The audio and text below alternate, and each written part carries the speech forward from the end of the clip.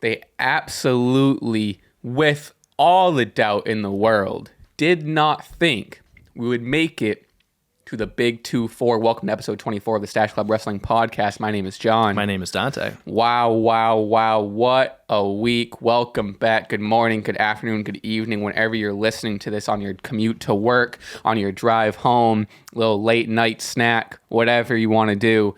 We're happy to be here. We are back. Dante, how is it going? We have a lot to talk about. We do have a lot to talk about this week, but I'm doing good. It is Thursday morning. It's beautiful outside. You can hear the birds chirping. The weather's getting nicer. I added those in. That's did you? Yeah. Oh, okay. I was going to say. Button and it's, Oh, that's the bird chirping button. I was wondering what that are did. like that's what B sound stands effects. For. Oh, is it really? Boop, boop, boop, boop, boop. It's like fireworks going on. It was like something. It was mad quiet. Doesn't matter. Oh, wait, hold on. Why are we doing this now? Wow. Oh, wait, you don't have the headphones. No, I can't. I was like, what is that? How was it? I keep on looking at come you. out of it? What is this? Right, I heard it because his headphones. Anyway, hi, hello, is it how cool? are you? Does it sound good? It was like a Oh, that's like you'll hear it in post, I guess. I'll listen to it back. I'm doing good. Long week. I spent the weekend. It was a very impromptu weekend. I went to the Cape this weekend. Huge. Didn't plan on it at all. Of cod?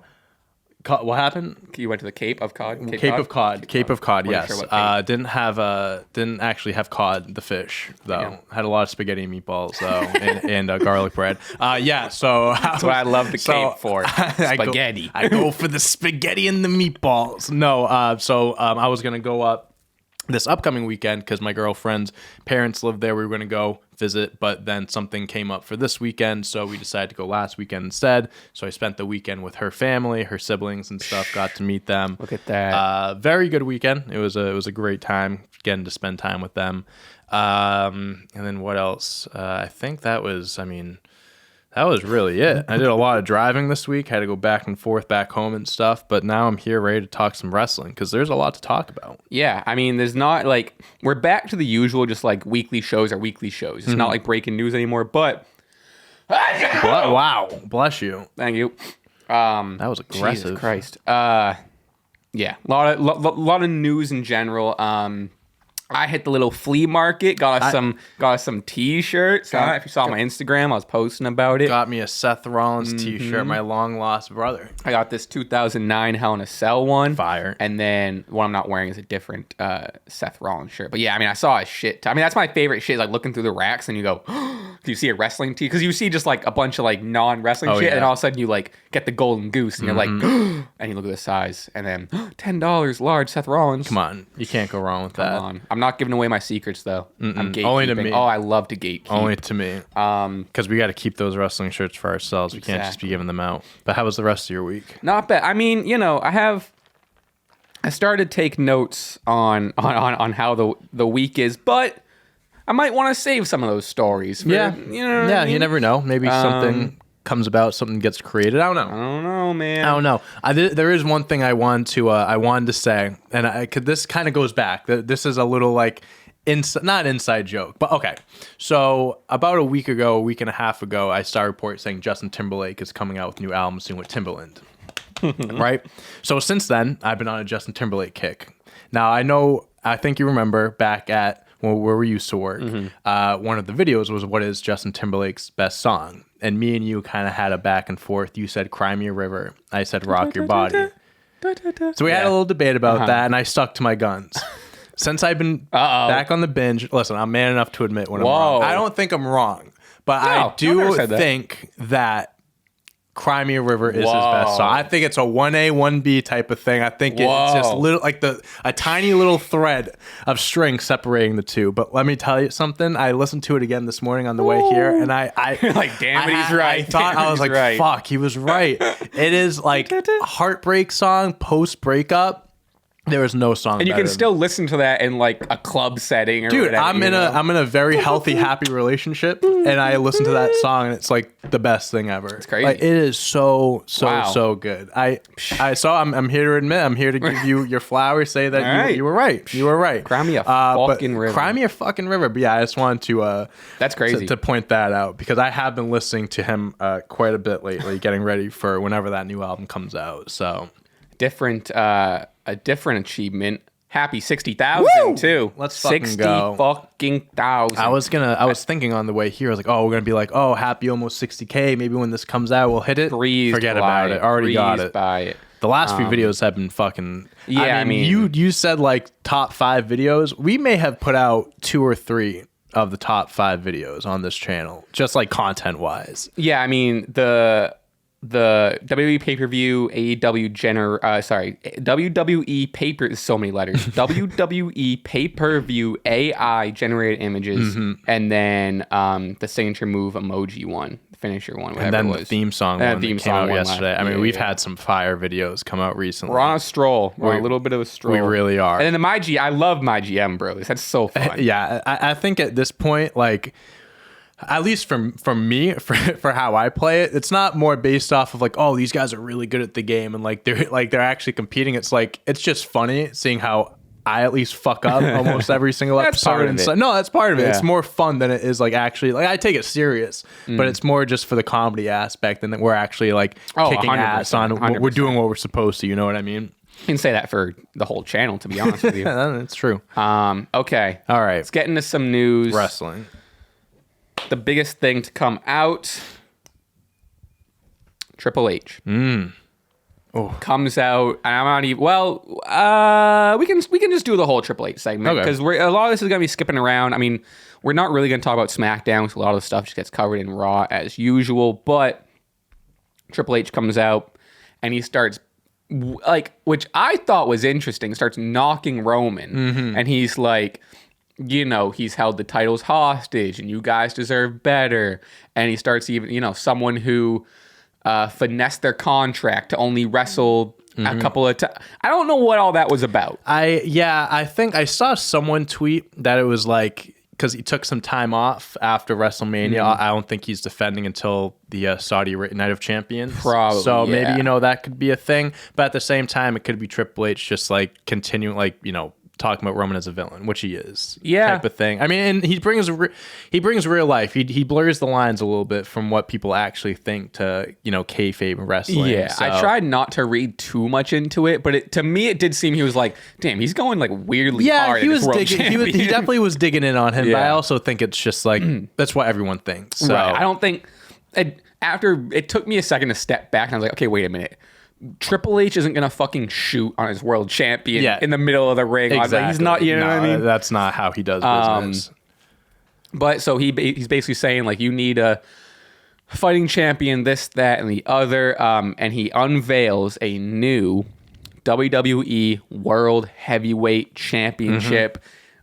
This is gonna be the majority of the show. There's so many different angles and thoughts and opinions, and I'm not even fully at peace with my thoughts on it. Okay. I think we share a lot, just judging by our tweets and stuff. I think we share a lot of the same opinions, but we're going to break it down piece by piece, section by section. First off, this is going to be a clip for the TikTok, so I gotta set it up. Ready? Okay. Is the new WWE World Heavyweight Championship ugly? No.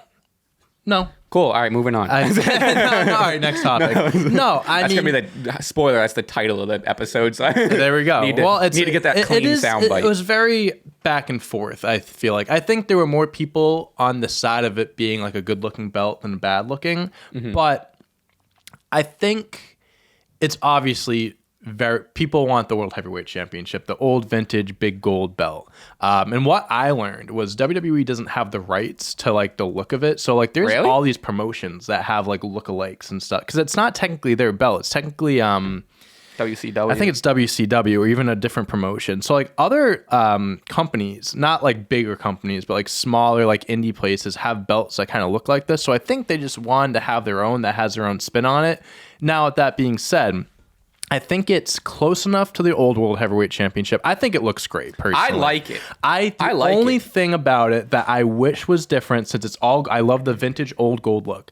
Then you have the middle, where it's the globe and it's black. I wish they kept all of it gold, so it kind of just like was consistent. Sure. But I still don't think that takes away from it. I do also kind of wish it was a little bit smaller in the middle, but it's not something for me to be like, oh, it's ugly because of that. I still think it's a great looking belt. It's different, but I think it's look at what when they had the WWE Championship and they introduced the Universal Championship. The WWE title and the Universal titles are two of the ugliest titles they've ever had. It's the ugliest thing. So I also think people have to consider the belts that we've been given in the past. So I was actually shocked when I started seeing criticism for the look. I love this title. I have no problem. I think it looks beautiful. I do too. I do not get any of the criticism. My only critique is I thought it was the Intercontinental Championship when he unveiled it. It does look a little. I think if they just tweak maybe the IC title a little bit, but other than that, I do agree with that. I like the. I don't even have because like obviously they're gonna slap the WWE logo on it. AEW's world title. AEW I think has the best looking world title. Yeah. Even theirs has an AEW logo. Granted, it's a little more subtle and it's all gold, whatever. This does stand out a little bit, but at least it's not like the Toys R Us fucking WWE. Yeah. You know what I mean? I really do not get the criticism. I think it's a great looking belt. It looks like a world championship. Again, people like have to look back at the belts they've given us over the last few years, and it's like if you're complaining about this, you're just looking for something to complain about. Like this looks gorgeous. It's just great. It is a good looking belt. Sure, they could maybe make the logo smaller, but again, I don't even have a. It's never going to be perfect. I don't think it takes away from it. I don't think it does either. I honestly, think it's a good size. The more I look at it, like I really am a fan of it because like you look at the WWE Championship, like I don't think it's bad, but like the logo is right there. It's just right smack dab in the middle. See how AEW it's all gold. Still, I wish they kind of kept the middle. Sure, just to keep it consistent. That. But like again, it doesn't take away from it. Yeah, I mean, I'm totally fine with it. I thought it was cool how on TV when he was talking, they just kept the camera on him because they had the thing in the background. Yeah. I didn't even because I didn't know what the hell he was. I was like, oh. He's just saying like, oh, a new belt is coming. And then I didn't know that was there in the ring. So when he unveiled it, I was like, oh, shit. I didn't know he actually was going to show it off. And I look back like on the clips, like people were like chanting and people were going crazy because they knew what he was going to do. But people watching at home didn't know. So I thought that was a cool little touch too. So overall, again, we're going to get into more specifics and what people don't like about it. But overall, how do you feel and do you like the new addition of a championship? Yeah, I think it's needed. They were either going to split the belts or merge, actually like unify. Well, it is unified, but like become one big belt. Yeah. Or introduce a new belt. I was fine with either. So what I did read or what I have been seeing is that now with the draft being tomorrow, obviously whatever brand doesn't get Roman is going to get this belt. Right. Now the USA Network is saying that they look at this as like a secondary belt as like a. What do you mean the USA Network was saying what? The USA, that's but they said they what? So USA and Fox, like USA is Raw, Fox is. No, I understand all that. So USA wants Roman Reigns in the Bloodline. They don't want to have this belt that they feel like is going to be second fiddle to what Roman Reigns has because that's technically the top prize in the company. Yeah. So that's like. Wait, there was a report that said this, or you just? No, this is an actual thing. Yeah. Really? So now they're going to figure out whether or not because I think that belt should be because Roman Reigns has been on SmackDown for the last 4 years. I kind of think that's in my head I kind of figured that's what they were going to do. Yeah, plus because Fox is Fox. The draft starts on SmackDown. I think SmackDown would have the first pick.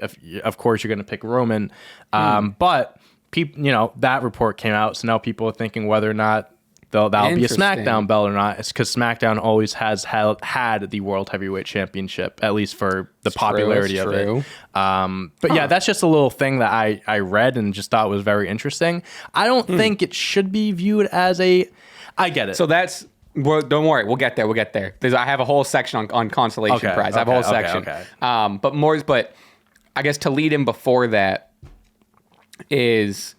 I think we basically agreed entirely about this belt. I do like the addition. I do like that we now have a belt that can actually be defended, and I love Seth's little tease of looking at it. And now Finn was looking at it. I love that. Like now we have a whole new crop, and this has been our like criticism the whole time. It's like I miss the days when like.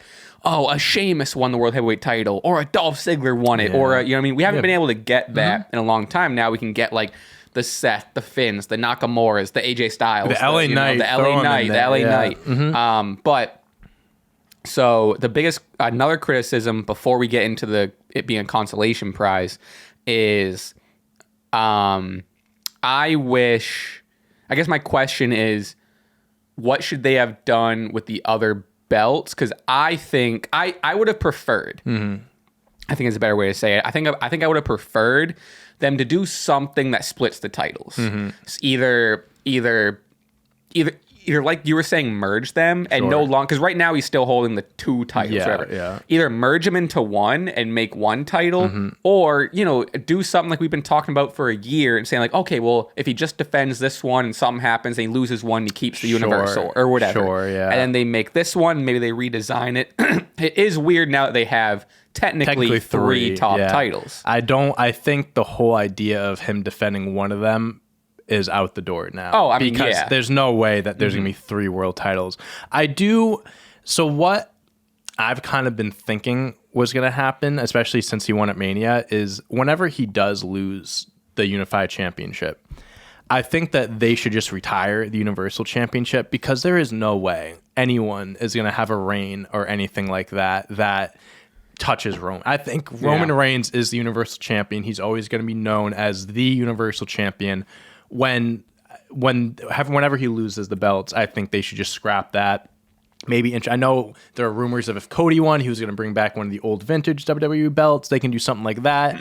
I'm not a fan, and I think we've talked about this before. I'm not a fan of the 2 belts. Like if it's unified, make it into 1 belt. I just think it's like especially if it has been unified for 3 fucking years. And also if it looks the same, it looks the same exact. Yeah. So would I have preferred that? Maybe, but I'm happy they're at least doing something about it. There's a lot of talk about what the lineage is going to be too, which I know Fightful was reporting on it, and maybe we're out of date on this. I haven't seen any updates on it, but it was like, okay, if there's rumors of them getting rid of the WWE title and keeping the Universal, where does that lineage go? Is this going to carry on is this new title going to carry on the lineage of the World Heavyweight Championship? Right. It's going to be a new lineage. Right. Well, so there's a lot to, there's a lot to think about. I'm definitely curious if the World Heavyweight Championship will carry the lineage of, like, who was the last champion? Brock Lesnar, I think, was the last champion. I wonder if they'll continue that or not. I don't think they're going to... I mean, the WWE title is the WWE Championship. I don't think they'll ever scrap that. If they ever merge, like I said, the WWE Universal Championship, I think the Universal Championship lineage ends and not the WWE. You can't get rid of the WWE Championship lineage. And if they did, that would just be that would be bonkers. So this says, because it's the same name. It's not like they added an extra word to it that kind of differentiates. Like, it's the World Heavyweight Championship. So this says, I don't know if this is true, but someone said the WWE title already absorbed the lineage of the World Heavyweight title, which was established in 2002 in December 2013 unification match. Yeah, so that was the Cena Orton. That's why. So Roman Reigns' current WWE title has the World Heavyweight Championship lineage in it. This is so confusing. It's so confusing. I mean, like, because my thought process is, in that unification match, the World Heavyweight Championship lineage ended. Period. Right? That's kind of what I would make more sense. I don't really know. I'm very interested. I think this is going to be a new start. I think this World Heavyweight Championship is going to be like, whoever wins it's the first ever World Heavyweight Champion. Even though that kind of still doesn't make sense, because there was a belt called the World Heavyweight Championship, but not everything's going to make sense.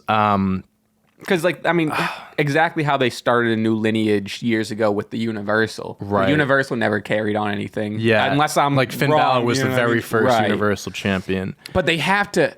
But then if you have the Universal as... let's say, I don't know.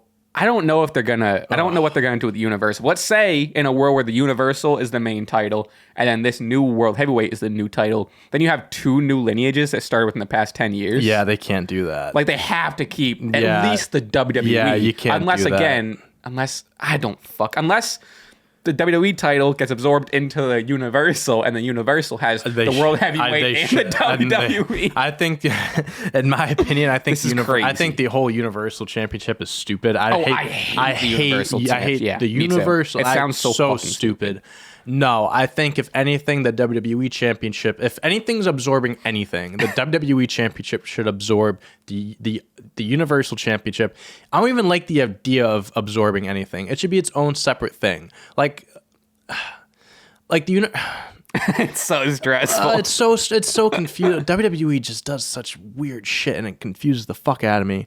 I think that. Oh, okay. What are you? Sorry, this is No. Go ahead. This the lineage of the World Heavyweight Championship was absorbed by the WWE Championship. I mean, we already said this when the two belts were unified, and then the Universal Championship was created to replace it.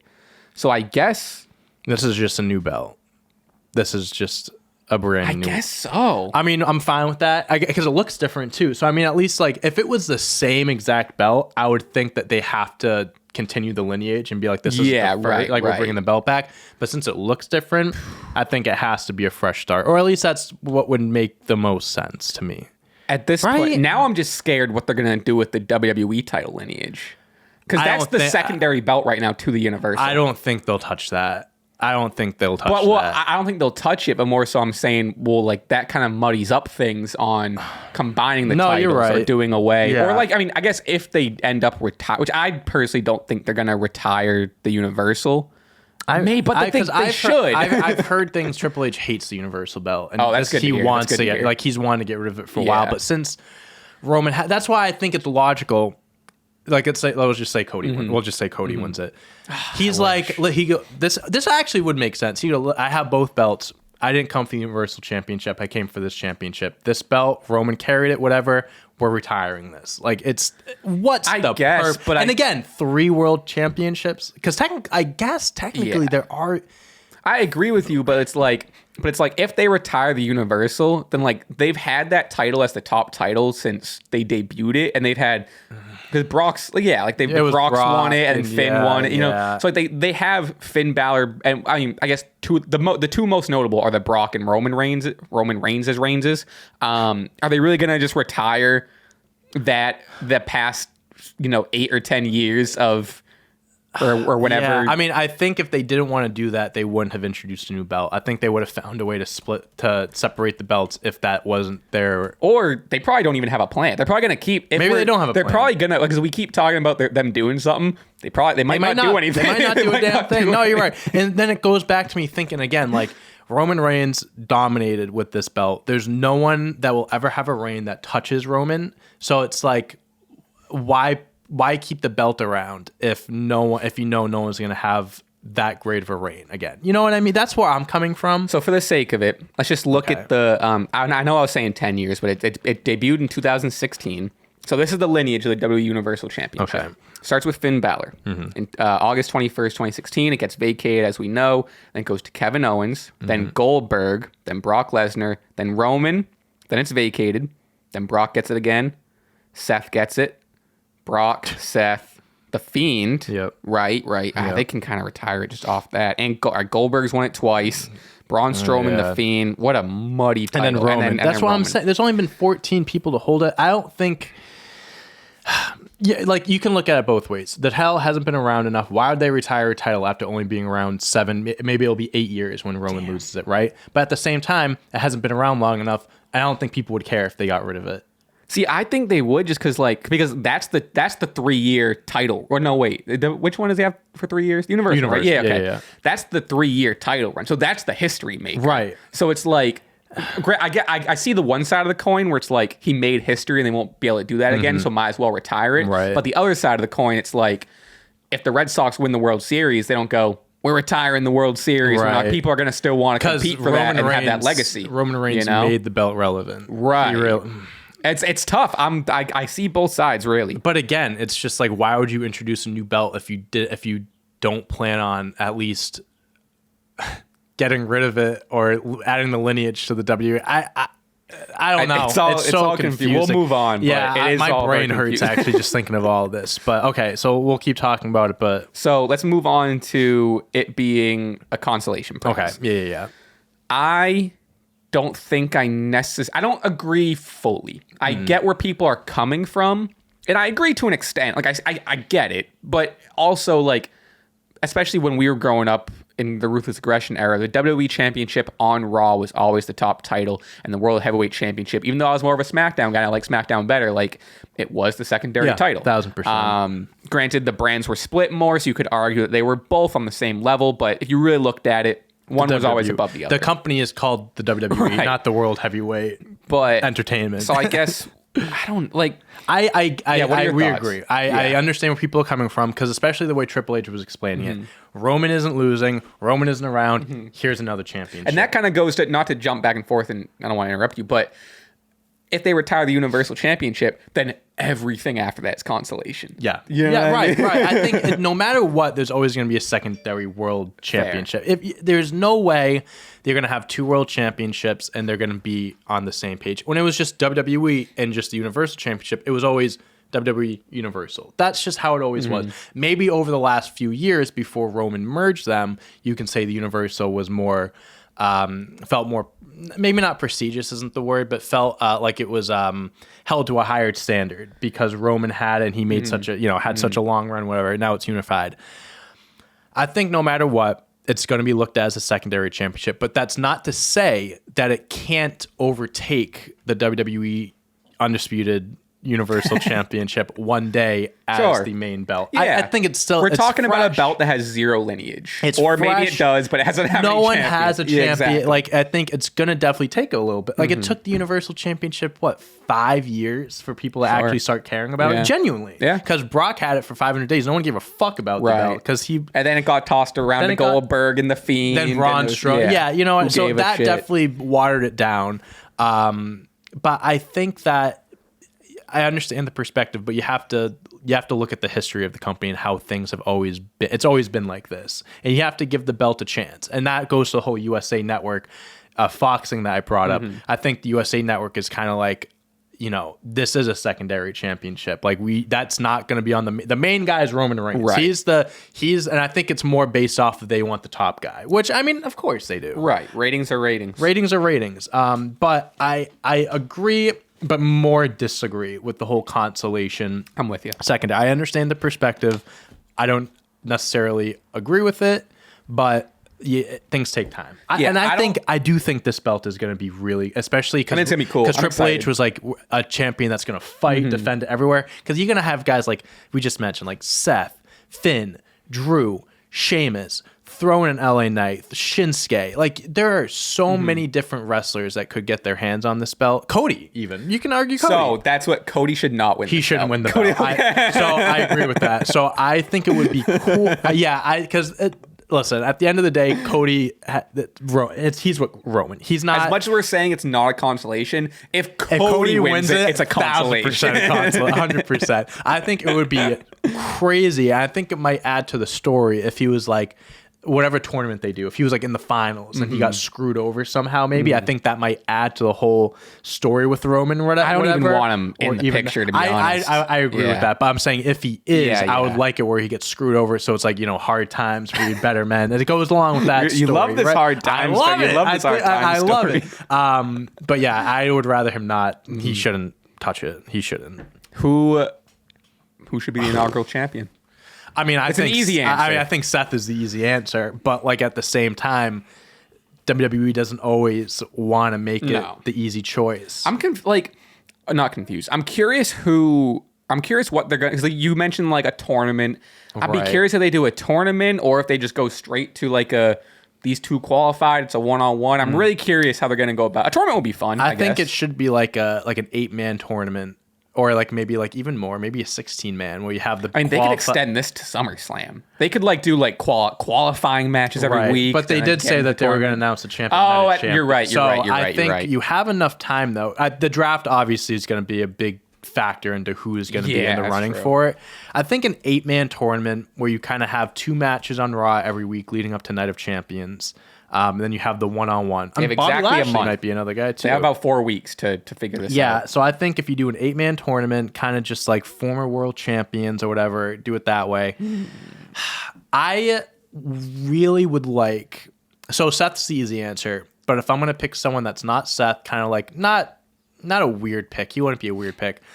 I would love Drew McIntyre to win it as a heel. I want him to turn heel. to go on. I really want him to get drafted to Raw. Wherever he goes, comes back as like he debuted on Raw with Dolph Ziggler, like that badass, because he's a great face, but man, he's got the look of he can be a heel. I would love for him to win the belt. And he still hasn't gotten his moment. Yeah, he won the WWE Championship in front of no fans. Right. And it was like a huge thing because he beat Brock, but no one really talks about it because it didn't feel important because it was during the pandemic or whatever. I think him winning it, the first ever world heavyweight champion, we've never seen it before, as a new character would be pretty sick. I think my pick is Brock. I want Brock to win it, and I want him to go off and not defend it, and I want to see go back to his old Universal Championship days. Just disregard exactly what the point of it was.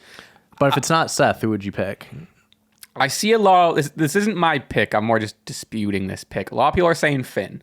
It should 1,000% not be Finn Balor. What is he? He lost at WrestleMania. He's in which again, a lot of people are Judgment Day fans. I'm not a fan of Judgment Day. He's in like a goofy fucking stable that loses every week. He should be in the tournament. Should be in the tournament, 100%. Finn Balor, this is me talking as a fan, kayfabe, looking at what he is. Sure. And, this isn't me talking about, because do I think Finn Balor deserves the world title more than anyone? More than anyone, of course. But we're talking about this TV show we're watching. Yeah. You gotta build up Finn. See, there's a few guys you could put ahead of him. I would love it. I think he's due soon, but you gotta build Finn up a little bit. And plus, he was the first ever Universal Champion too, so it's like they could do the whole first ever again type of thing. But I don't know if I want that. No. I don't want that. But I mean, LA Knight would be great. I don't see them putting it on him as the first champion. Sure. But I think I see a future championship on him, depending on AJ Styles' status. AJ. Yeah, he'd be in the draft tomorrow. That could be his return. I don't know. Your Drew pick is cool. Interesting. Dominic Mysterio. Of course. My two, I tweeted this, but my two personal picks are Shinsuke and Rey. Shinsuke would be sick. Shinsuke would be really sick. Cool. Again, is he built up for it right now? No, but those are my two dream picks: Shinsuke and Rey. Okay, Rey will be fucking sick. Hey, if they want to give Rey one more world title run, this is the belt to do it with the LWO. That would be very cool. There's a handful of options. I think WWE could go down a few different directions. I think the consensus. I think most people want to see Seth. They could give it to us because there's really no one. He's fighting Omos. Oh, wait a minute. Oh, he's fighting Omos at Backlash. Okay, thank God. There really is no one else I think deserves a world championship run more who else is at the level at that point? There's no one else really. You could argue Drew, Sheamus, and Gunther really held their own, the IC. One day, Gunther will win that belt, 100%. But yeah, I think Seth is the obvious choice, but if they want to do a swerve, they do any of the other guys. Bobby Lashley's a guy that Randy could come back and win it. There's a few different options, but I think Seth should be. But just because he should be doesn't mean WWE's going to just give it to him. I would love it. I'd love for some sort of swerve. Or what if they did? What if Seth Rollins is about to win it and Triple H fucking pedigrees him, and Triple H wins it. Oh yeah, I introduced the spell. This is mine. This is mine. I've seen people make graphics of Roman Reigns winning it or something it's like so that. Fucking funny. No, actually, WWE would 3 be titles. burying themselves if they ever pulled that shit off. Yeah, he ain't. I would kind of respect it if they gave him it. I'd kind of respect it. I'd be like, God damn it. Ballsy move. But no, I think Seth is the obvious choice, but who knows? They could do a million different things here. If there's anything else you want to add on that world title, but I don't know what else I don't know what we didn't cover, honestly. No, I think we're ready to move on. CM Punk was backstage at Raw. I texted you about that. Yes. And we were talking about whatever, and then I was like, oh yeah, just say, we were in a meeting call, and afterwards I was like, hey, CM Punk is backstage. Yeah, I guess he was just visiting some people. I guess. This is another thing where it's it doesn't seem that big of a deal, but we get. I don't know. So, I'm not trying to knock nobody, but we get the words CM Punk backstage at WWE, and then that's been the headline news. It's going to be in the title of this podcast because Yeah. I mean, yeah, it's big news, but it's like, I don't know, I think, so what I heard was he just basically like, he burned some bridges when he left WWE, and I think he was trying to fix some relationships. He talked to the Miz because he did a Miz when him and MJF were feuding. He called MJF like a knockoff Miz or whatever. So he talked to him. I guess him and Triple H had a conversation, kind of like, what do they call, like burning bridges? Mending fences? Is that a thing where you mend fences? I could just sounds right. It sounds like something. He's just trying to repair those relationships. Now, some people are saying that he's doing this to get people talking more, to get ready for his AEW return. People are saying that he's doing this just they were in Chicago. They were in Chicago. Like, so it could be like, he's doing this so shit hits the fan with AEW. He can be welcomed back to WWE, which I don't know. I don't know if I agree with that more. Yeah, I think it's nothing more than just he was there. I understand it's been a very long time. I don't know the last time he went like backstage to WWE in like the locker room and stuff, but I think it's nothing more than him visiting some friends since he's in Chicago. Like I said, repairing some relationships and that's that. So this might have been the same article you read, but this is from WrestlingHeadlines.com. Mm-hmm. This says, in an update, a news report from PW Insider notes that Punk was in Florida over the weekend doing MMA commentary at CFFC. Then he flew out of Tampa to Chicago on Monday and ended up on the same flight, as several WWE staff and wrestlers, including one WWE producer. Punk was sitting next to some of the WWE workers on the flight. During the flight, Punk learned of WWE running at the Allstate Arena, and later on, he arrived at the venue before Raw was to begin. He was brought into the building by other talents. He was walked in by talents and did not enter on his own. Punk was seen in common areas in full view of anyone who just came past him backstage. That's where he ran to Triple H. I mean, also take all this for a grain of salt. Yeah, I didn't hear about any of this. A source who viewed the interaction said the two... This is fucking stupid. This is so stupid. I'm excited to hear this. A source who viewed the interaction said the two shook hands.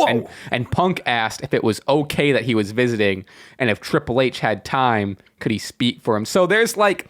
So, all right. First of all, most, if not all of this has to be bullshit. He just happened to be on a flight with people. And you're in Chicago tonight? And also, this is like from the perspective of a reporter backstage like this. Like, yeah, he's like kind of peeking around, seeing like, oh, they shook hands. They said something. Oh, they're talking. They're talking. Fuck off. Yeah. A lot of BS. Triple H allegedly said to make sure it was okay with, quote, the big guy. Oh my God! What do they have? Like you hear? Microphones hanging over. Yeah, his headphones on. Can you say that a little louder? Say that one more time. What did you say? Big guy? Who's that? Vince? Can you clarify who the big guy is? This is so fucking stupid. This is the stupidest thing I've ever I love read. Rumors, bro. Punk. This is so detailed. Punk remained in this common area and spoke to a number of talents who were walking by, including The Miz. Mm-hmm. Punk and Miz spoke for some time, clearing up some of their past issues. Punk was greeted warmly by those who saw him, and while some had a "what is he doing here" reaction, there was something said later on by those who didn't actually run into him. Punk was there behind closed doors. There were no secret meetings. After 20 minutes or so, Punk was sent word by W security he was not going to be allowed to stay. Yeah, I heard that. Vince basically shooed him away. All right. First of all, I mean, I'm not trying to go at nobody, but like, god damn it. There's so many like, what the fuck is that article? It's not that one specifically. Like, all the articles written about it, I'm not trying to dog on that specific one, but like, all the articles read the same. And like, it's so funny that just like, he was seen shaking hands with him for 2 minutes. Breaking news. Dude? He spoke words to him. Oh my God. I don't really, like, some of the stuff, like, I definitely, you can see that it's he talked to Triple H, talked to him, sure. But all the other little things that go along with it, I think at this point, any report, because so many wrestlers like also follow these like sites that report these things, are like, it's BS. Yeah. So many times are these people just fabricating things, stretching the truth to get clicks, and also to get views. Props to you. You gotta do what you gotta do. I understand that, but it's like when I hear stuff like that, you definitely gotta take 95% of that with the tiniest grain of salt. You really do. I think it's interesting that he was there, whether it was a coincidence that he was on the flight with those people or not. I think it is interesting that he was there, because again, I don't think since he's left the company on bad terms. Besides, he was on the that Talking Smack, I think it was called. Okay, he was on that show years ago, but it wasn't like that was separate from WWE. Oh yeah. That was Page that was a Fox and, thing. That was a whole thing with he made it very clear. He was like, I'm employed by Fox, exactly. and not WWE. Exactly. Yeah. Like he was just giving his analysis, all that stuff. This is different. And again, I think it's interesting. You can look at it whichever way you want, but how I'm looking at it is until someone actually comes out and says, like CM Punk himself comes out and says what he was there for. I think it was him visiting people, said a few words, and was gone. That all these wrestlers are just friends. Like we saw that picture. We talked about it like a week or two ago with like whatever that wedding party where it was like The Miz, Zack Ryder, and fucking whatever. Like at the end of the day, let's just say the flight thing was true. Mm-hmm. Punk was doing his thing, was going back home to Chicago. Whether he knew Raw, I find it kind of bullshit that he didn't know Raw was in Chicago. I agree. But either way, he's like, oh, Raw's in Chicago? Oh, my buddies. Because he absolutely still has friends in WWE. Yeah. I mean, one video, Tamina, I guess he's good friends with her, and like outside, like she like walked him out to his car, and they were, like, that's when fans were like taking videos. I'm like, they're like, CM Punk, turn around to take a picture. We won't tell anyone that you're here, or something like that. It's just like stupid. It's like they're all friends. It's not, oh, you guys are. Oh, I'll come say hi to the boys backstage, and then maybe it's an opportunity to clear up some the Miz, and again, maybe he was there to it's been 10 years. That's fucking crazy. It's been 10 years since he's been in WWE, left, all that stuff happened. Who knows what's going to happen with AEW? Maybe he doesn't go back and he still loves wrestling and he wants to make things right in WWE, and this is the first step. We don't know. That's just speculation. Well, this one guy knows. This one guy who's peeking behind the corner with a boom mic. Say that again. Say that one more time on your What do you say, big guy? So fucking stupid. How do you spell that? Again, take this stuff with a grain of salt. Again, it's interesting, but who knows? Who really knows the truth? So okay. Let's talk about actual. So what do you want to do? Shit. I mean, this is this is a special episode. Not all of them need to go beat by beat through the shows. We could break down some of the stuff that happened in the shows. We haven't really touched AEW. There's some stuff that happened on Raw we haven't touched, but WWE Draft is also starting tomorrow and then on Monday. Mm-hmm.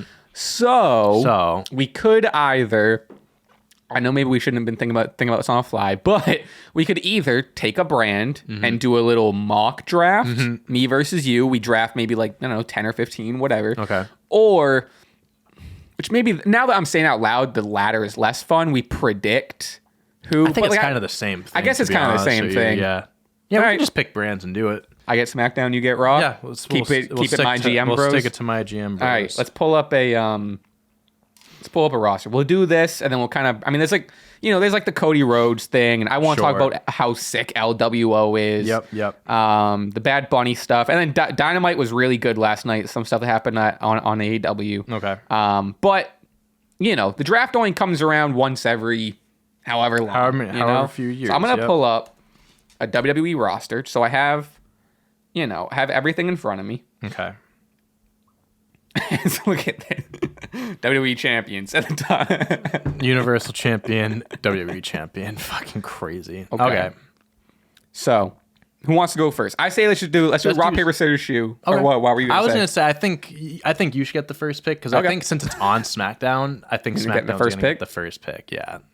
So I'll let you get the first pick. I'll be honest with you, I didn't want the first pick. Because the first pick is obvious. Like, who are you picking? You know what I mean? Yeah. And I didn't want him. But what am I going to do? Not Fox wants him. Fox is calling. Yeah, I guess this is also true. I'm representing Fox. You're representing USA. All right, I guess I'm taking Roman. Okay. When I get a Google Doc going here. Okay. SmackDown gets Roman. See, honestly, the second pick is, I think, very difficult. You got a few different options here. I'm going Seth Rollins. Okay. I'm not picking Cody Rhodes. I'm going Seth Rollins. I'm picking Cody Rhodes. Okay. No, that's more than fair. I'm going to pick Gunther and Imperium. Oh, nice. Yeah. Mm-hmm. No, you can't have Imperium. You get one. Okay. I'll go Gunther then. Next pick, Imperium. Okay. So right now, 4 deep. Yeah. SmackDown's got Roman and Cody. Yep. Raw has Seth and Gunther. That's pretty big. Okay. That's pretty big so far. Now. Yep. Like, I'm tempted to go Brock. But, like, I don't even know if Brock... How's he going to be around? Because he's gonna fight and hope to God lose to Cody at Backlash. Yeah. And then is he really gonna be around? He's also then SmackDown's got 2 part-timers. I don't think I want Brock. Yeah, you know, that's if fair. he falls. Yeah. You know what I mean? Yeah, sure. Could be a sleeper pick.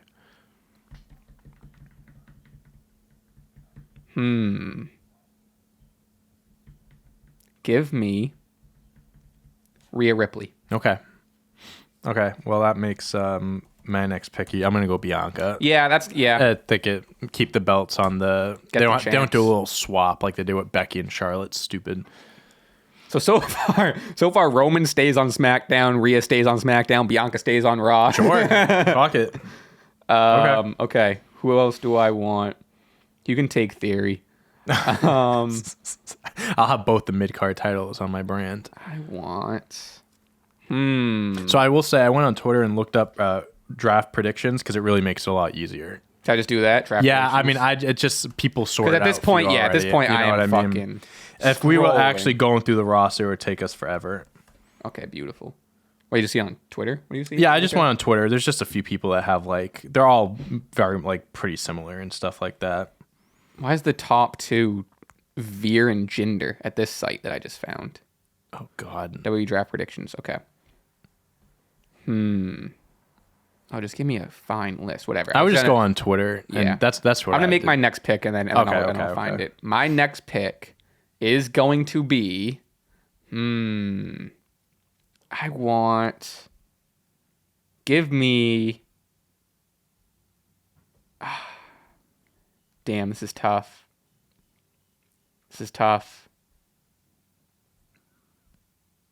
Oh man, Edge. I Ooh. know it's some good ones. Yeah. Finn. All right, give me Becky. Okay. Oh, that's a really good pick. Oh, you're splitting up the couple. Seth Splitting and up the Becky on couple. 2 different brands. Okay. Raw is going to select as a tag team Kevin Owens and Sami Zayn.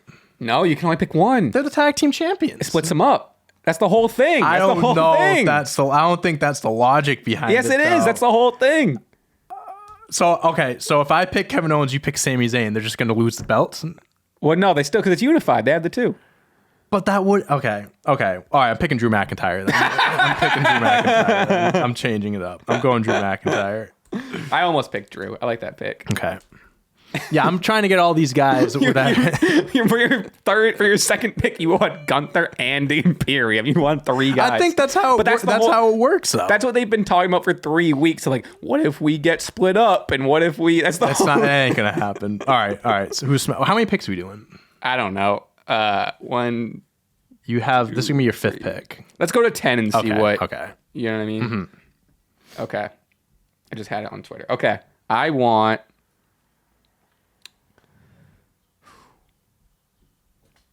Jey Uso. Okay. So you're doing a little split here. Okay.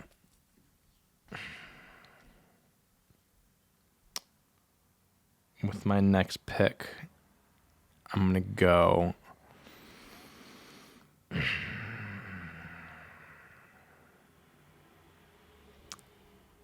I guess I'll do Kevin Owens.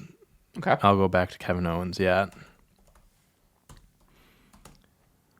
Give me Brock Lesnar. Okay. Hey, that's where he slips right there. Where he slipped. That's where he fell. And I'll go Sami Zayn. Yeah, I'll stick with that. Give me Logan Paul. Okay. Wow. Okay. Oh shit. Okay. Okay. There's no shot he's even gonna be in the draft. Like he's not even gonna be. He's in the graphic when their official is he? graphic. Yeah, he was in it. So he's definitely gonna be at least considered for it.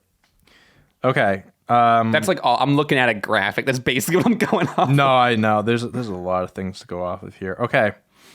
With my next pick, oh, you're gonna hate this. I'm going Montez Ford. Whoa. Yeah, Good pick. Now you want to talk about splitting them up? We're splitting them up, baby. Yeah, give me Montez. Damn. Okay. Okay. See, now we're past the obvious ones. Now we're kind of getting like into a little. Get, You know what I mean? get a little fantasy booking here. A little creative. Give me.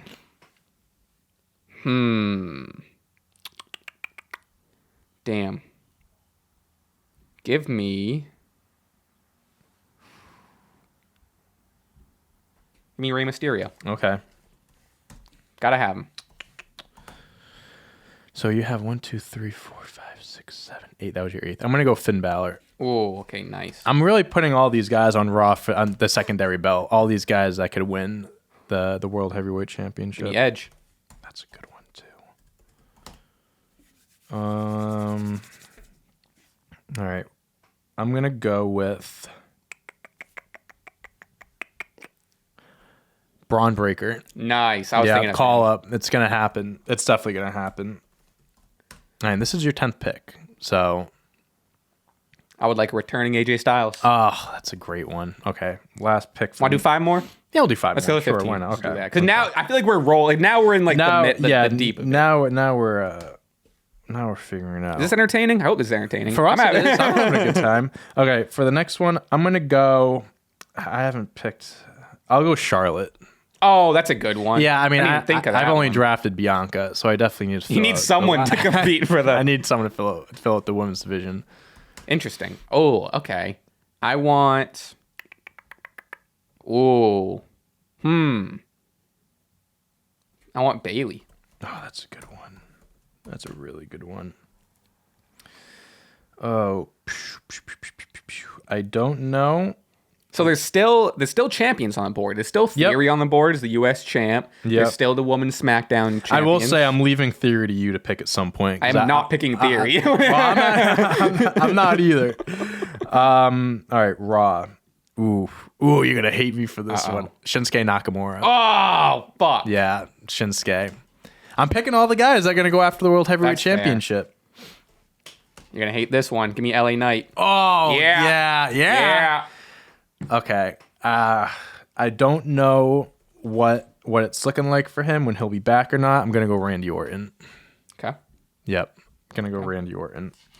Take his time. We got you locked up, so. Okay. Okay. Give me.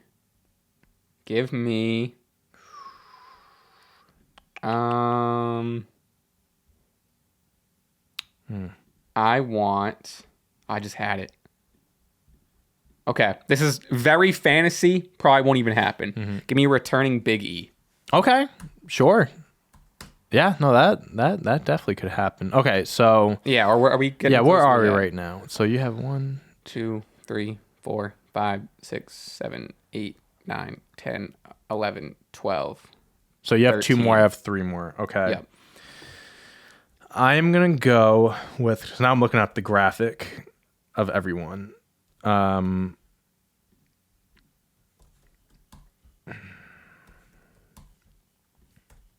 Give me Bobby Lashley. I feel like he slipped a little bit. We'll take Bobby Lashley. Oops. Okay. I would like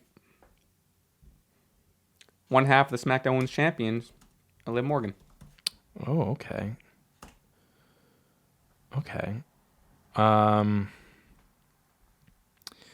go Sheamus. He was my next pick. Yeah. I'll go Sheamus. Sheamus fell. He slipped. Hey, this is my last pick. Yeah, it is. Yes, it is. A lot of pressure here. Give me.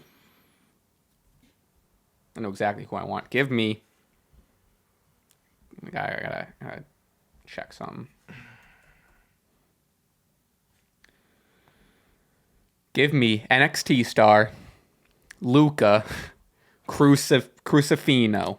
Okay. Crucifino. I don't know how. Yeah. Shout out Luca, friend of the pod. Okay. I think that's how. There we go. You're Italian. Still the draft. Crucifino. Crucifino. I think Crucifino. Yeah, that sounds. Luca, right. welcome to the squad. All right, gets the call up. All right, with the last pick or at least to round out top 15 picks here. See, I'm literally looking off of what other people have done. It's just I think we found the same. It's just so much easier doing it this way. I'm gonna go because I have been talking about how I want this guy to go on a solo run, and I think it starts with the draft. Chad Gable. Solid. Gable. Yep. I like that. Okay. Let's just look at some people that were left We off. did Austin Theory. We left Austin off. Theory, Riddle. Anyone else from LWO? Anyone else from the Judgment Day, Imperium? Yeah, too. anyone else? Well, Dom and Priest. We both have Finn and Rhea.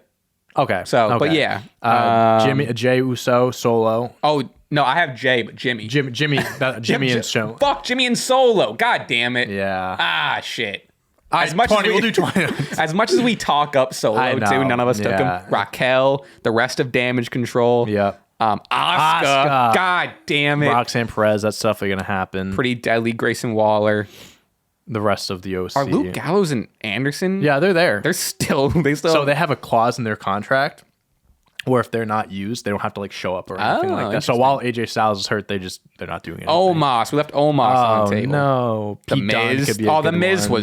The Miz should have been picked up. Gargano, Ricochet, Damn. Karen Cross. Yeah. I mean, All listen, it's a loaded roster. It's definitely going to be more than 15 picks each. So here's what we got. Quick rundown. SmackDown will be coming out of the draft with Roman Reigns, Cody Rhodes, Rhea Ripley, Becky Lynch, Jey Uso, Brock Lesnar, Logan Paul, Rey Mysterio, Edge, AJ Styles, Bayley, LA Knight, Big E, Liv Morgan, and Luca Crucifino.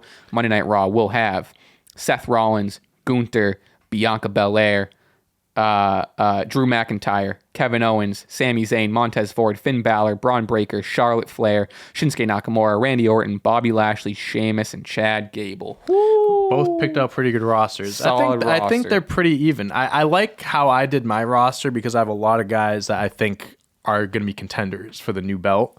That is smart, because since I got Roman, then I have the competition for that belt. Yeah. And you have a lot of the, And you got Brock very late. I think I got guys like Finn, Shinsuke pretty late. I think it's pretty. We got some solid I rosters. took Orton. You took Big E, two guys that are hurt. So who knows when they'll be back. Yeah, I think we did a pretty solid job. All right. Let That's us the draft. I hope you liked it, Yeah, or let us know sorry if who, you hated it. Yeah, sorry, but sorry that sucks for you. Okay. But yeah, let us know who you think had the best roster. Okay. Now what, huh? Now let's talk about the shows, I guess. Um. I gotta blow my nose really quick. All right, go ahead. I'll start. We got Cody Rhodes opening the show. Again, we're kind of getting down to coming into an hour here, so we're just gonna kind of hit the highlights, hit the grand old stuff. Cody Rhodes opens Raw. He wants to show the crowd something, and he takes about 3.5 minutes to strip in front of the crowd. Takes his tie He knew what he off, was doing. and he's slowly unbuttoned. He knew what he was doing. Come on. now. And he shows all to go. You see this? This is my scar. It's just like, I don't know. It just felt very over the top to remind us about his pectoral surgery. And yes, it is like a crazy feat. And yes, I get it. But like, it didn't seem super like. I felt like Everyone was like, I felt like in the middle of him doing it, he was like, "This is fucking stupid." Why am I doing this? And then Finn comes out to set up Cody. Finn. I don't know. I mean, average Cody promo. It's more of just, I'm a workhorse. My pec is torn. Which, like, I'm saying it as if it wasn't good. It was good, but it was just, at this point, it's like a B Cody promo, because Sure. we know what an A and an he S can Cody give promo, us. Yeah, absolutely.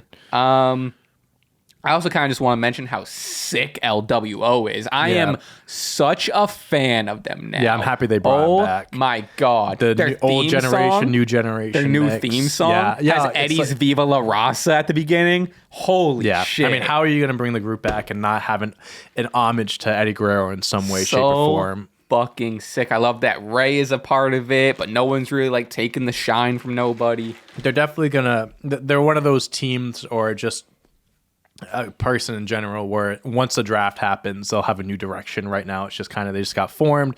They're doing their thing. Once they get put on a brand, they'll have... So also, real quick. Talk to me. Before, I mean, we already started, but like with the whole draft thing, one other rumor report going around is that they're going to bring back branded pay-per-views. So Really? Raw exclusive, SmackDown exclusive. They did that back in 2016. It's I would like that. I would like it depending on how they format it, because how they used to do it was 2 pay-per-views a month, which is kind of exhausting. You're right. I didn't. Yeah. So that's how they did. It was like every 2 weeks. Wow. If they do it, they need to have one a month. They like the main like Rumble, SummerSlam, I guess Money in the Bank 2, Survivor Series, and Mania can obviously be merge it. But like the other ones, like if they do like Extreme Rules and Extreme Rules and Payback, that needs to be Extreme Rules in, I'm just throwing months out there, June, Payback in July. Right. You can't have that many pay-per-views. That would be too confusing. Yeah, I did because I remember I like the idea of it. That was like kind of the year I like got like way back into it, and I started like watching with friends. And I remember watching like the split pay-per-views, and I remember watching whatever what was the Fatal Four? Was it just called? Remember they had like that Fatal 4-Way pay-per-view? Yeah, it was just called Fatal 4-Way. I remember that one specifically. But anyway, I agree with you. I would be down for that. We haven't seen it since then. Yeah.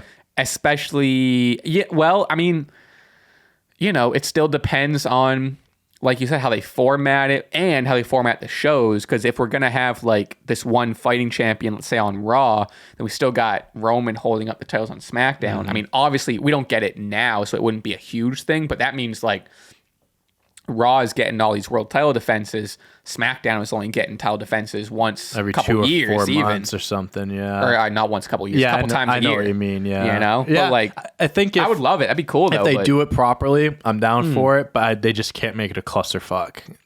Yeah, that's my only two thing. pay-per-views a month would be. And again, with nuts. Triple H doing his thing now, I think if they do it, he'll do it his way, the right way. But I just thought it was interesting. No, I didn't hear about that. Yeah. It's interesting. Okay, back to Raw.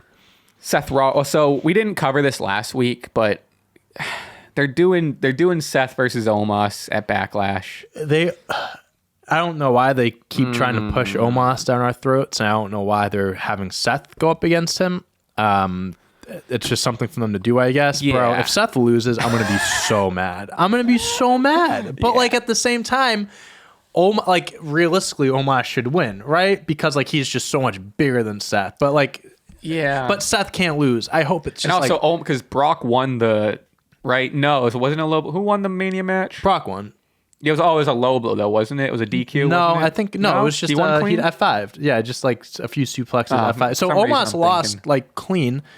They're gonna all right. So Omos is gonna lose 2 in a row, and you're gonna have Seth be the one that just takes the L. No, right. It's gotta be like a count out disqualification type bullshit. I just wish they weren't. Or just don't do it. Put another big guy. Yeah. But do like Bronson Reed. He's gonna. It's Bronson. Or just have have someone else face Omos. Like don't have Seth go up against it. It's like I get it. It's kind of been the narrative for the past 2 or 3 weeks. Like they're getting to the next pay-per-view. The draft is going to shake things up. So like ultimately most of this isn't going to matter. They're just trying to put a show together. They should have done him and Miz again. That would have been a better honestly, match. Yeah. Whatever. The only thing that came out of this was we talked about earlier when we talked about the title, but Seth just talking about how Seth hyping himself up and selling himself on the world title. He had a fire. He did have a bar. I forget what it was. I want to look it up. It was fire. Wasn't it something about like a fight? Was it along the lines of a fighting champion? Fighting champion. They have the clip. Excuse me. But there was like a whole quote about it. But yeah, he was just like, no politics, no part-timers, stuff like that. It was fire. Yeah, I can't find it. But yeah, I really hope that this doesn't get in the way of whatever that run may be of going after the belt. You know what I mean? Yeah, That just doesn't make sense to me.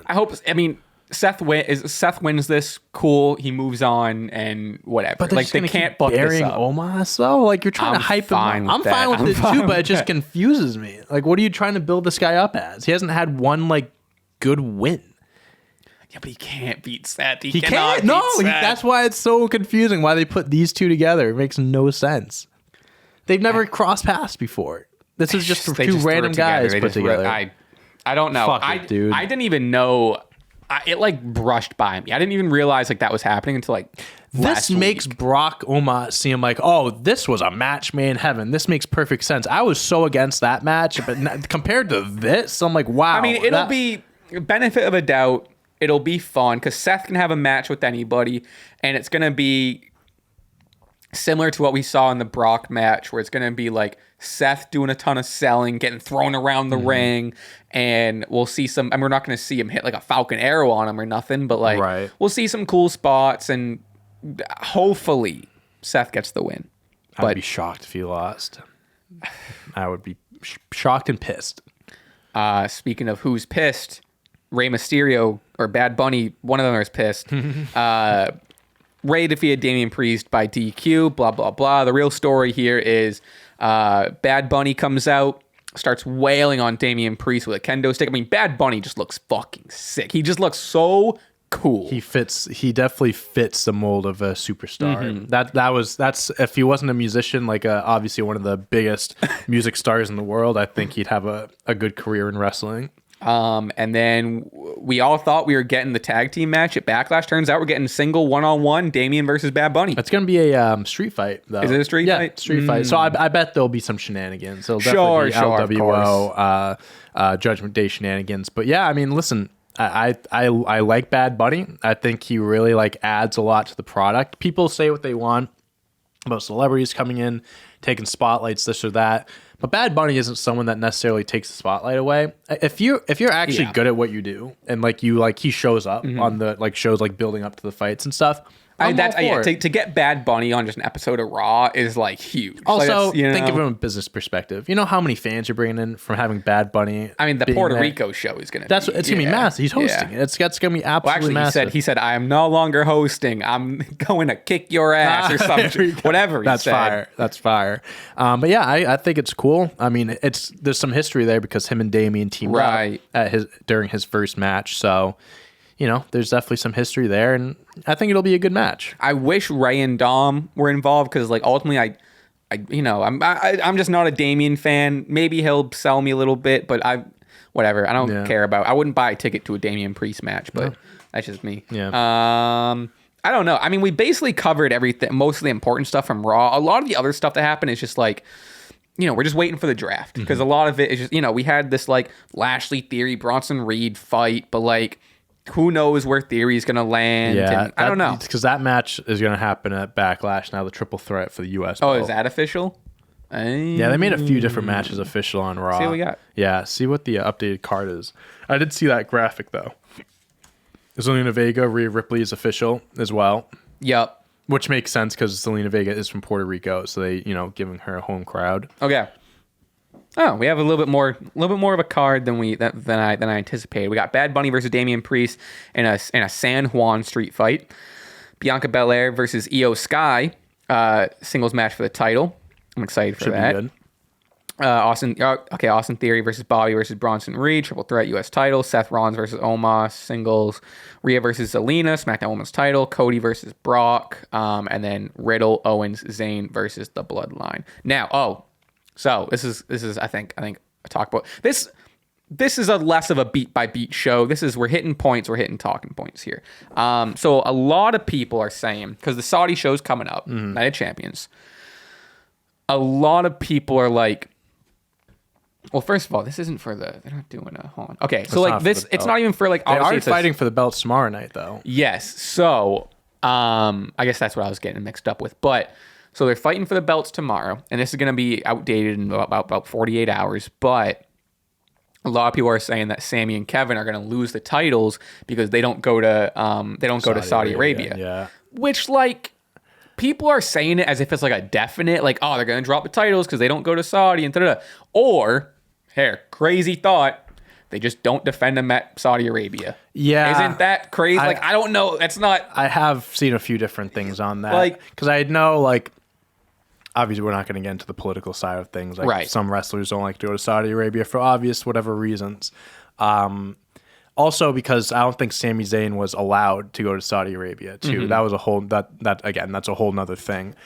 I've heard that ban has been lifted. I've heard that they will be there. I've heard they're going to lose. Who knows? I mean, they also just could just not defend the belt. It's called Night of Champions, but I don't know if that's necessarily referring to like every belt's gonna be on the line. It just could be. They haven't been usually when they haven't been hyping it up as like every single belt's gonna. Usually be when it's a defended. night of champions, they go the only night where every belt is on the line. They haven't been doing that. Like they changed the name from King of the Ring, Queen of the Ring to Night of Champions. They could simply have named that because that's when we're gonna crown a new world heavyweight champion. Too. Yeah, 1,000%. You know what I mean? Yeah. I wouldn't take. Obviously, we'll see what happens tomorrow on SmackDown, but I'm not taking that into consideration where it's like, oh, they're definitely gonna lose tomorrow because they're not gonna show up. Yeah, it's fucking like knows? even if they're not in Saudi, you just don't have them defend it. Exactly. I don't know what the whole big deal is. If you have this whole drawn out storyline of like this whole thing mapped out, you're not gonna ruin that. That's for one show. You know that is what I mean? That is my point exactly. And if people are gonna be like, oh, everyone's defending their belts except for the tag team belts, people are gonna get over that in a week. Yeah, you know what? No one's Yeah. gonna talk about that. Yeah, a week it after. wouldn't. I mean, unless like if the Usos won it, which maybe they, who knows? They could win it tomorrow. But like, I don't know. The Kevin and Sammy getting the title still feels fresh. And they haven't really had their stride with it yet. So it's like, it wouldn't make sense to me to muddy up the storyline that they have going to swap the titles. Unless, granted, they could do some story-driven thing that was where they always the swap plan. it. Maybe that was always the Yeah. plan. But if you're saying like, or not you, but the general you of, we're gonna fuck up the story just so we can defend the titles at Night of Champions, whatever. Like I don't know, like That's not worth it. No, they're not gonna. I don't know. It's if Sammy and Kevin lose tomorrow, it's because that was always the plan. It's not because they're doing it because of Saudi Arabia. Yeah, that's my thinking of that. So I'd be interested. I mean, like, yeah, I don't think know. they should. I don't think they should lose. I don't think they should lose either. I mean, again, just the way the stories go, I don't know. I don't know who's gonna win. I don't think the Usos are going to win. I'm also very interested in what they're doing with the tag belts because I really think if they're really just make it one for the love of God. Because what they're doing, because what he said with Roman, the same logic. Roman, wherever he goes, he's taking the belts with him. He's staying there. That should be the logic for the tag team championships, and then introduce new tag team champions for the other brand. I would even be fine. I'm fine with them going back and forth, but that ruins the whole split. True. That ruins the whole idea of this. This is a hard split. You stay. True. You get drafted. You stay there. There's no crossover. Well, you know what they should? They should just have the women's SmackDown tag on one, and men's. They could do that. Men's tag on, or the women's tag on one, men's tag on two. They could, but I hate to say this, but like obviously the men's tag team belts carry more weight than the women's tag team belts. Well, yeah, but then this is the opportunity. Makes more sense. No, I understand. This is the opportunity. Like, okay, now we have them split. Now we can focus on this tag division. Granted, but then tag teams that are on another brand. So, like, okay, let's say Kevin Owens and Sami on Raw. All the tag teams on SmackDown, what are they fighting for? That's true. There's that's a good point. A lot of questions that need answers, which I'm sure we'll find out over the next few nights. But yeah, I'm excited for the draft. I am too. I think this is really going to be like a fresh, it's gonna be interesting. Fresh start. It's gonna be interesting seeing where people go, the splits and all that stuff. Wow. Yeah. Interesting. Okay, Dynamite, AEW. AEW Dynamite. Did you watch any of it? I've seen some clips. I saw some like the big things that happened. Like I saw the MJF Sammy Darby match. I saw Adam Cole Jericho, Roderick Strong. I know I'm just kind of spoiling it, but I've seen like some of the big things that happened. So if there's a match to go back to, it's Orange Cassidy versus Bandito. Yeah, good match. Oh my God. Good match. I mean, Orange Cassidy just like proves himself.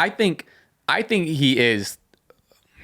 he might be the hardest worker in AEW. Yeah. He defends and fights in big matches every week. Every single week. I like Granted, it. I have a little bit to say about that title picture, but I mean, if anyone out there isn't an Orange Cassidy fan, watch that match with Bandito, and like that. My note here is that's a fan making match. He was so good, and even Bandito too. Bandito is incredible. Bandito needs to be on TV more. I guess he was doing stuff with like AAA maybe, so he's been busy. But yeah, what a match. My only thing is this title's great. I like the international championship. I like the look of it. I like that Orange Cassidy defending title, but and it's kind of our critiques with like a couple other championships. Give them a story. Sure.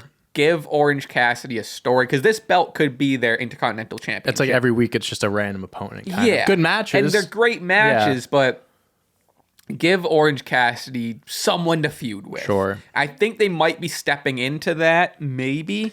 That's the one thing, like the TNT belt, at least there's like stories that are behind like the defenses and like the matches and stuff. I just don't like how they keep swapping it. I wish they had that same mentality in putting in the same like work as far as storylines go for this belt, and having Orange Cassidy keep like defending, like retaining and stuff like that. I understand where you're coming from. It's a cool belt. Like I love the idea, the concept of it, getting defended all the time, but when you lack storyline, if he loses, it'll be shocking, but not something where fans can be like, oh, like he just lost it on a random episode. Like there was no build up to it. I honestly thought that would have been a great opportunity for Bandito to win it. Sure. That was a fucking crazy match. Yeah. I really would have loved for Bandito to win I wonder who will be the person to end up beating him, like a new guy, I don't know. As someone that's been around. I don't know. Next, Double J Jeff Jarrett defeated Dax Harwood. Nothing crazy. Sanjay helped. I mean, Dax Harwood can wrestle with a plank of wood. Mm-hmm. I mean, my biggest question was, we were doing a small little watch party on Twitch last night, twitch.tv/Raspy Taylor. We were watching the first hour of Dynamite with the people. So we watched this match. But my biggest thing was, Jeff Jarrett has got to be a DDP yoga guy. He can he looks great. He looks good. He can still move. I'm not a fan of like him being around and like kind of being in like weekly being in these pictures, getting the spotlight. But for what it's worth, he looks good. He can still wrestle. He can still move. Let's play a game. How old is Jeff Jarrett? He's got to be in his like mid 50s or something like that. I'm going to say 54. Say 56. 55, right in the middle. Oh, turning 56 Billy in July. Gunn's 59. Wow. Yeah, for 55 years old, he's got to be doing some DDP yoga, bro. Wow. He seems like a DDP guy. Yeah, for sure. Yeah, good for him. But, and I think I didn't know he beat him. I didn't know. It was like Sanjay grabbed Dax's foot and blah. But, and then afterward, Jeff Jarrett held up Dax's AEW tag title. No, FTR is definitely going to go on a solid run right now. There's no, they are. But I'm saying I'm not looking forward to that match. Yeah, like it's gonna be FTR versus Jeff Jarrett and Jay Lethal. Sure. And it's like I don't care about the Jay Lethal and Jeff Jarrett faction or whatever you want to call it. Like FTR just won these titles, and they could be having matches with anyone else. Yeah, they could be having matches with the Bucks, Butcher and Blade, Best Friends, even Death Triangle. Like, but the first one is Jeff Jarrett and Jay Lethal. Like, there's so many underwhelming.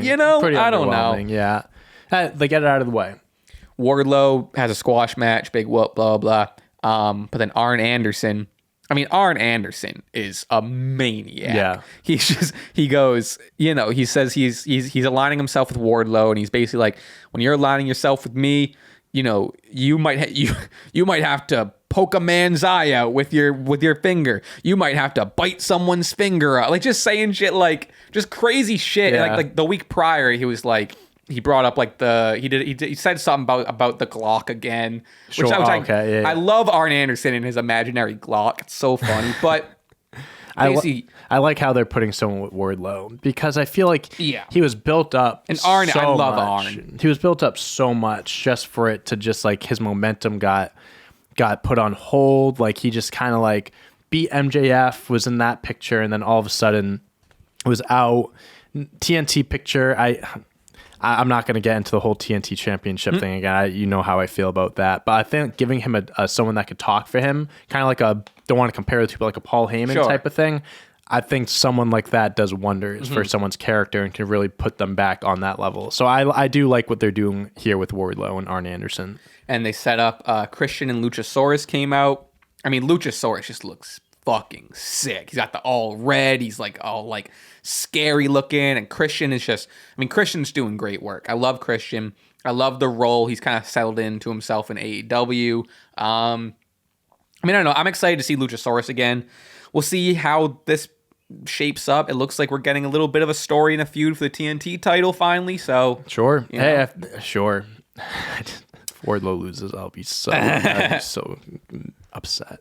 MJF and Darby, or no, I'm sorry, I meant MJF and Sammy. MJF and Sammy Guevara exchange gifts. They are best friends. They have that. Did you see like the clip or whatever? They have so like they're coming off from last week when MJF had him like sign a thing where it was like, okay, he's gonna get Sammy to the title picture, but Sammy's gonna lay down for him at Double or Nothing. Yep. And now we're the best of friends. Sammy gets him a little vest. MJF gets him a scarf. They like kissed each other a couple times. It was like it was crazy. Okay. But I mean, they're just doing like this obnoxious, cheeky heel thing that leads into Sammy defeating Darby with the help of MJF hitting a little Eddie Guerrero-esque. He throws Sammy the skateboard.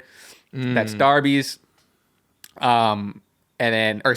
throws Darby the skateboard. Sammy does the Eddie Guerrero fall. Yeah, acts like he got hit. Right. Yeah, Darby okay. gets disqualified, blah, blah, blah. But because of this, Tony Schiavone says, because of your actions and blah, blah, blah, next week is going to be MJF and Sammy Guevara versus Darby Allin and Jack Perry. If Jack and Darby win, Pillars 4 ways back on, which beautiful. Sure. That's what we wanted. We kind of talked about last week, them staggering it, but like ultimately I think this is what we want and this is what it's leading toward. Yeah.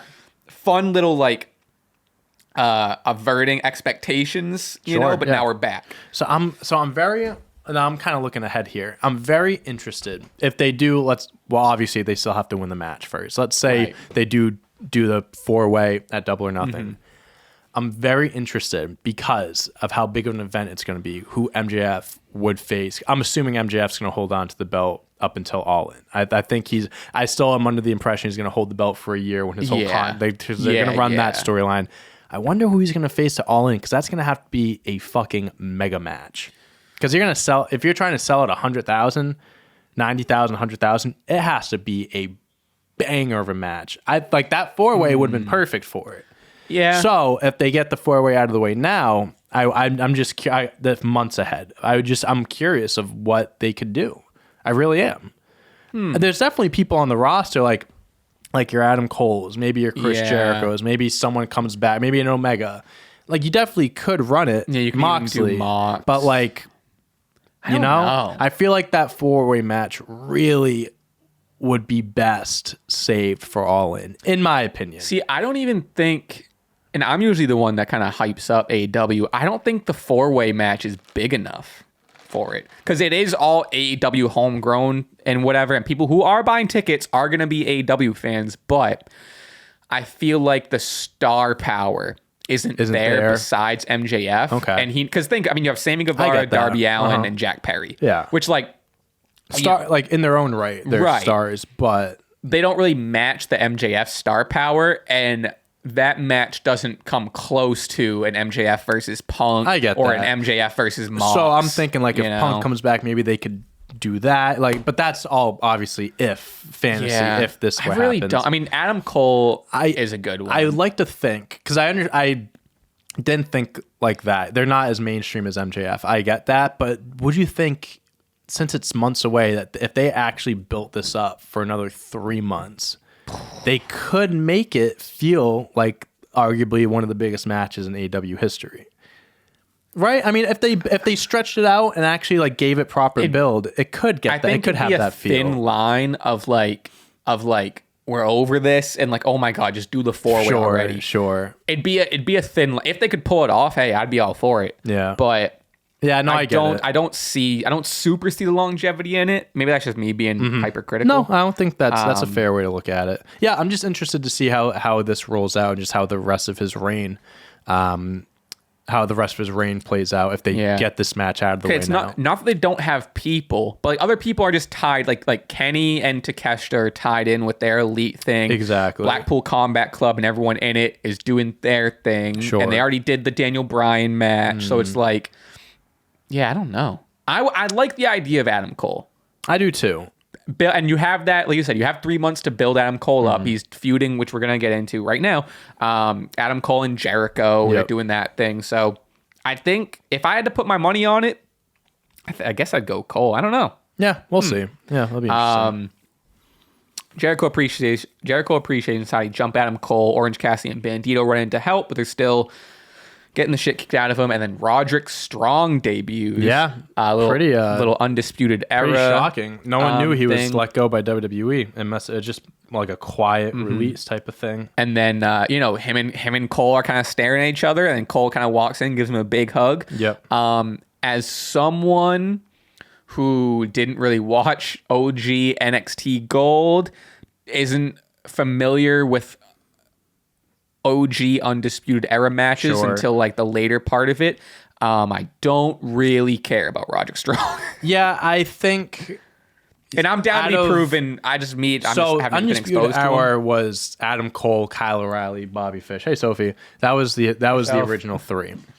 And then Roderick Strong got kind of thrown in the mix. I mean, they were arguably one of the top, like, best highlights of NXT, period. For sure. But I think Roderick Strong definitely was one of the guys that was kind of like not the weaker link, I guess. But he's phenomenal. He was in Ring of Honor before. Like, he's a phenomenal wrestler. Yeah, I'm absolutely open to be sold so on. You know what I mean? Bringing that up, so Adam Cole had a tweet a few days ago, and it really caused a lot of people to be a little scared. So he goes tweeting at Kyle O'Reilly, who's been out and stuff like that. He goes, "You are my brother. You are my family. I would not be the pro wrestler nor the man I am today without you in my life. Nothing but love. I miss you more than ever." And everyone thought that he died. Yeah, what the fuck? Everyone's like, especially like the picture he used. He goes, Kyle. Fuck? Then he had to follow it up saying, like, "Sorry to concern anyone. He's okay. Jesus like, Christ. all of you, I can't wait till he's back." But literally, because he was trending on Twitter, on my Twitter things, everyone was like, "Is he dead? Like, That's what? crazy. Like, what?" Because he's like has history with like some like medical stuff. So I was like, what the fuck? And he was just like, no, he's good. So I think Roderick Strong being there, I don't think Bobby Fish was, but he's not in AEW anymore. He does like kickboxing now or something. Yeah.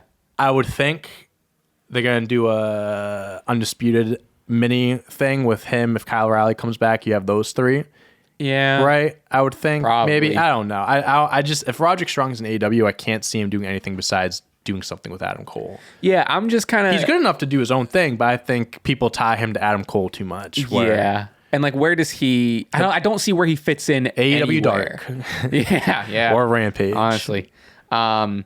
Jade defeats Taya Valkyrie. Sure. How do you pronounce it? Taya Valkyrie? I mean, first of all, we are leaping off of last week.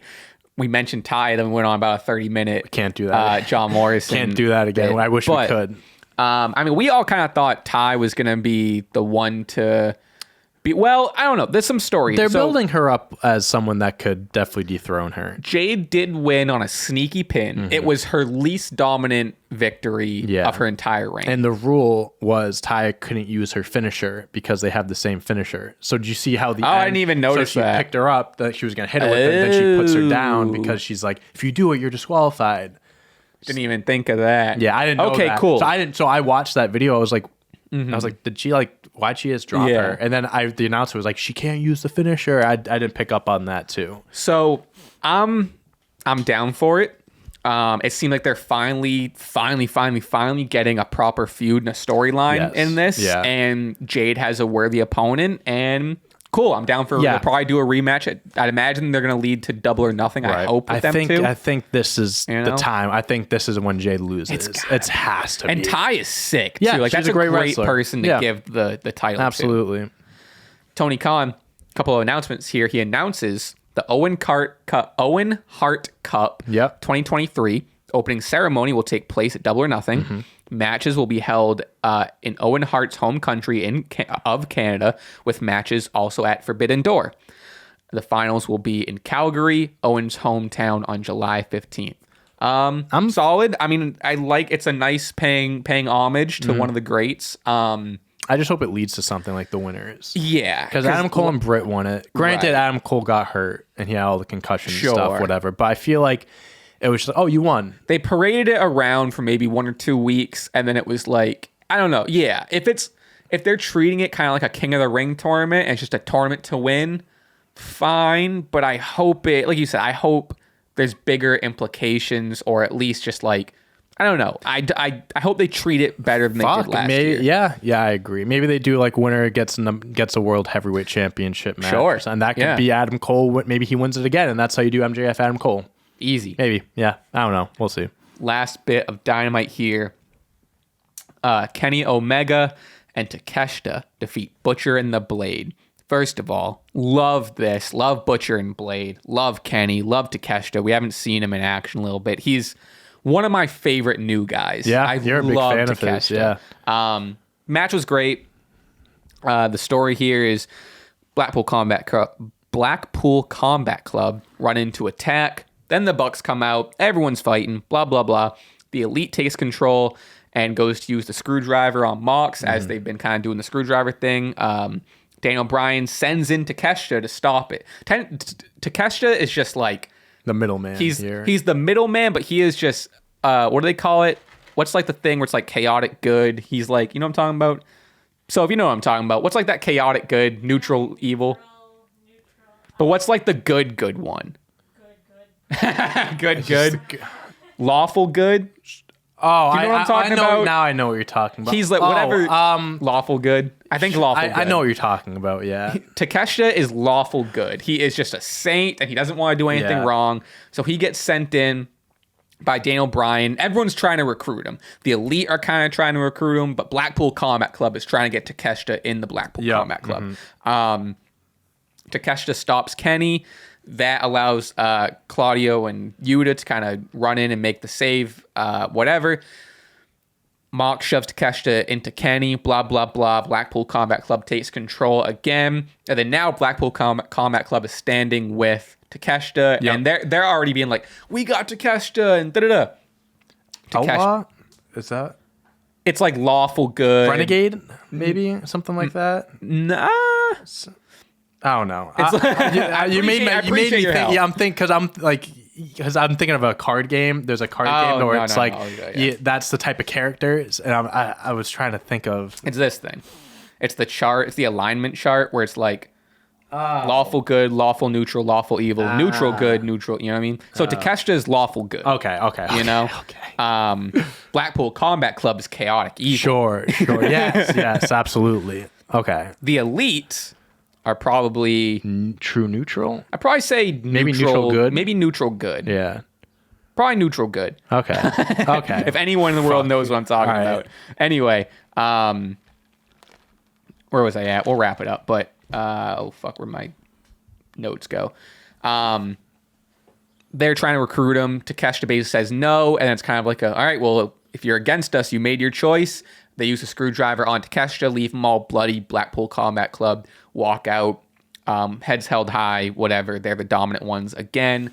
I am here for the ride. I fucking love the Elite versus Blackpool Combat Club. It's so fun. The star power in it, and now they're getting Takeshita in it, and they're trying to recruit different people, and again, I think you were talking about 1 or 2 weeks ago how if this is leading up to like either a arena stampede or a blood and guts match or one of these big men matches, it's going to be fun to see, okay, now maybe the Elite adds Takeshita. Sure. And someone adds Hangman. Sure. And then who's Blackpool Combat Club going to add? Maybe they add Punk or, that's Samoa Joe, I remember you brought up. Right. Yeah. This is probably, other than the biggest thing is still like the Cody and Bloodline stuff in terms of wrestling stories, but like I look forward to the Elite and Blackpool Combat Club every week. When is Double or Nothing? Good question. I think it's in May. Good question. We have a little bit of time. I know that. Oh, May day 28th. After. Oh, wow. Busy weekend. I was going to say, I'm pretty sure that's like right around the same time. Yeah. Wow. Interesting. And Backlash is May 6th. A lot of pay-per-views. Wow. Wait, so Night of Champions is the Saturday before? Holy shit. Yeah. Wow. Busy May. Sure. May 27th. Yeah, you're right. But that's going to be like during the day because it's in Saudi Arabia. Right, it's going to be like 11, 12 in the afternoon. Wow. Yeah, a lot of pay-per-views coming up. But yeah, I mean, I don't have much else to say than just I'm enjoying that it not that it's taking away from anything, but like the Elite and Blackpool Combat Club is the top story, it seems. This MJF thing is getting traction more and more through the weeks, like the pillar stuff being established. But the whole Elite Blackpool Comic Club is getting a lot of attention, a lot of the spotlight, closing the show and stuff like that. It's hard to take the spotlight away from the Elite and Mox and Daniel Bryan. It's Omega, Bryan, Mox, Bryan Claudio, Danielson. the Bucks. I mean, come on. It's crazy. Takeshita, too. It's crazy. And that, ladies and gentlemen... That's a podcast. We are leading into the draft, and that's an episode. That is an episode. Woo. Wow. We got some My GM Bros to do. We got some quizzes to do. Yes, we do. Catch up on everything. Unless there's something that we didn't cover you want to add, but that's all I got. Yeah, non-wrestling related, because I know every single Celtics player listens to this podcast. You pieces of shit. So if you just roll their eyes. You pieces of shit win tonight. You fucking blew a 12-point lead with 5 minutes left in Game 5 and let Trae fucking Young hit a game winner 40 feet away, hit a 3. Joe Mazzulla, you suck. You're a terrible coach. About? The Boston Celtics. Joe Mazzulla, why the fuck you playing Marcus Smart over Derek White? Who the fuck's Joe Mazzulla? He's the head coach of the Celtics, the guy that they replaced Ime Udoka with, who is now the head coach of the Houston Rockets. Please win tonight. The Bucks are out of the playoffs. That was your only competition. Win tonight. Beat Philly. Beat whoever comes out of Miami, New York, and win the championship. Please, for the love of... I've never been more upset about the ending of a basketball game than I was to Game 5. Also, the Bruins. You're the best team of all time. You lost last night, 2 in overtime. I want to go to a Bruins game. Oh, you want to spend $2,000? Because that's how much tickets are. Yeah, they're in the playoffs now, right? Is it playoffs? Yeah, it's going to be Game 6 because they lost last night. You're up 3-1 in Boston, just like the Celtics. Now you got to go back to Florida, play another game because you're idiots. Please, just win tonight. Make me happy. Thank you. I haven't seen him talking to his mic so much. Oh, when I tell you, they were in bed. I was afraid I was going to wake them up or you guys were going to hear me. I was standing on my bed for the last minute of the Celtics game, just screaming at my TV. 10:30, 11 probably. Hey, the 09 Celtics went to Game 7 with the Atlanta Hawks and they won. Come on. They never said I it was saw that on Twitter. They never kept it in my back pocket. They never kept it in my back pocket. They didn't say it was going to be easy, but for the love of God, please, it's the Hawks. Just fucking finish the job and move on. Please. If they lose tonight, are they playing tonight? It's Game 7. And it's just at that point, it's anything could happen in Game 7. Just don't make it hard. Don't make it hard on yourselves. If you made it this far, say, "Oh yeah." If you made it this far, put it in the chat. Finish the job, Boston. Finish the fucking job, please. You want to do finish the job, Boston, or Boston in 6? Finish the job, Boston. Just because you can say that for the Bruins and the Celtics. So. Okay, all right. If you made it this far, finish the job, Boston. In the comments. I'm glad you remember that. I forgot that. Right. Well, that wraps up the Dante Boston Sports segment. Oh my God! Come back next week for more. You can follow him on Dante on Deck for more of your Boston for wrestling and Celtics. Updates. That's all you get from me. Thank you guys for watching. You can follow me at Rasptaylor on Twitter, Instagram, YouTube, Twitch, Spotify, all of that stuff. And like John said, follow me on Twitter at Dante on Deck, and then Dante Tour, Dante 11 everywhere else. If you would like to next time listen to this audio-only version, we are on Spotify and Apple Podcasts. However, to be honest with you, I think it's a little more valuable for the time being. Watch it on YouTube. Spotify doesn't do it at the same time. Spotify doesn't give a shit. Thank you guys for watching. Catch up with my GM bros. Watch all the quizzes. Subscribe. Do all that stuff. Keep your eye out for maybe something special coming out soon. Till next time.